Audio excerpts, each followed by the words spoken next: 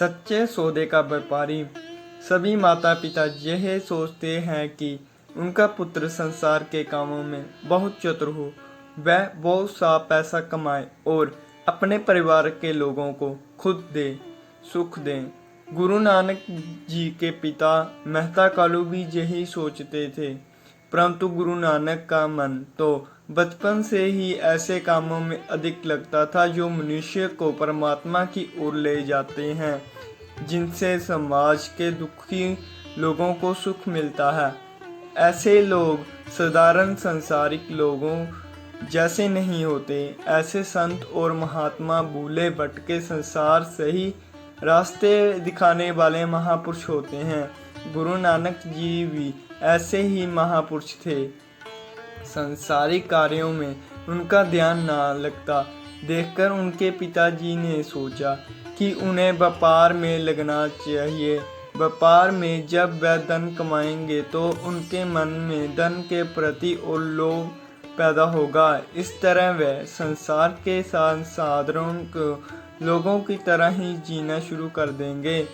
एक दिन उन्होंने गुरु नानक जी को 20 रुपये दें और आज से 50-100 वर्ष पहले 20 रुपये का मूल्य बहुत होता था। उन्होंने कहा, बेटा नानक लो ये रुपये, पास में ही चूड़खाने की मंडी है, वहाँ चले जाओ और कुछ अच्छे सा सौदा खरीद लाओ। नानक जी ने पूछा, पिताजी कैसा सौदा खरीद कर लाऊं? खरा सौदा होना चाहिए। पिताजी ने कहा, जिसमें तुम्हें खूब लाभ मिले। अच्छी बात है पिताजी। नानक जी ने सोचते हुए कहा, मैं ऐसा सौदा ही खरीदूंगा। पिता कालू मेहता उनकी बात सुनकर बहुत प्रसन्न हुए। उनके नानक जी के साथ उनके बाल मित्र बाला को भी भेज दिया। गुरुजी और भाई बाला चूड़खाने की मंडी की ओर चल दिए। रास्ते में एक जंगल पड़ता था। वह उनमें से निकल रहे थे कि उन्हें साधुओं की एक मंडली मिल गई। साधुओं ने गुरुजी की ओर देखा। उनके चेहरे पर बड़ा तेज चमक रहा था। उन्होंने सोचा, यह अवश्य किसी धनी व्यक्ति का बेटा है। वह बोले, बच्चा हम कई दिनों से भूखे हैं, हमें भोजन करा दो। भूखे को भोजन कराना बहुत लाभ होता है। नानक जी ने मन ही मन सोचा। पिताजी ने कहा कि ऐसा सौदा करना जिससे बहुत लाभ हो। यह भी तो बड़े लाभ का सौदा है। महात्मा जी, उन्होंने साधुओं से कहा, आप मेरे साथ चलिए, मैं आपको भोजन कराऊंगा और बहुत सा लाभ कमाऊंगा। उनके साथी बाला ने मना किया। नानक जी, आप यह क्या कर रहे हैं? आपके पिताजी ने खरा सौदा लाने के लिए कहा था। भला इससे ज़्यादा खरा सौदा क्या होगा? नानक जी ने बड़े आकर्षण से पूछा। उनके पास जितने भी रुपए थे उन सभी रुपयों से उन्होंने भूखे साधुओं को भरपेट भोजन कराया और उनकी ज़रूरत की दूसरी चीज़ें उनको खरीद दी। वे घर की ओर वापस मुड़ चले। भाई बाला ने कहा, आपने सारे रुपए साधु संतों पर खर्च कर दिए हैं। आपके पिताजी बहुत नाराज होंगे। आपने गांव लौटकर नानक जी घर नहीं गए। वे एक पेड़ के नीचे बैठकर सोचने लगे। बाला ने घर जाकर सारी बात पिता कालू मेहता, माता त्रिता और बहन नानकी को बताई। तीनों ही उस स्थान पर पहुंचे जहां नानक जी बैठे थे। पिता ने गुस्से से पूछा, तुम कौन सा सौदा खरीद कर लाए हो?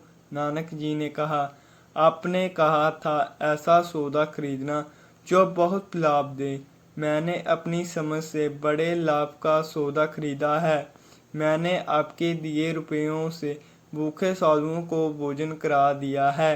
पिताजी, भूखों को भोजन कराने का बहुत सा लाभ होता है ना? उनकी बात सुनकर पिताजी को बहुत गुस्सा आया। उन्होंने नानक जी को बहुत डांटा। नानक जी को डांट पड़ती देखकर उनकी माता और बहन को बहुत दुख हुआ। माता ने समझाते हुए कहा, बेटा तुम अपने पिता का कहना माना करो। तुम तो अपने आप में ही डूबे रहते हो। लोग समझते हैं कि तुम अपनी सुध बुध गवा बैठे हो। माँ, तुम लोगों को चिंता क्यों करती हो? नानक जी ने कहा, ये सभी लोग अज्ञान के अंधेरे में डूबे हुए हैं। माता ने कहा, बेटा, तुम दुनिया को चिंतित छोड़कर अपने घर की चिंता करो। नानक जी ने कहा, मेरी इच्छा माँ, संसार लोभ और अहंकार की आग में जल रहा है। तुम चाहती हो कि मैं अपनी इच्छा और उनकी चिंता छोड़कर अपने परिवार को चिंता करूं? माँ, क्या मैं परमेश्वर इस सारी सृष्टि को ऐसा ही चलने दूं? भोली वाली माँ अपने इस अनोखे बालक की आंखों में झांककर उसे समझाने की कोशिश करती है। धन्यवाद हमारी इस स्टोरी को देखने के लिए। लाइक और शेयर जरूर करें।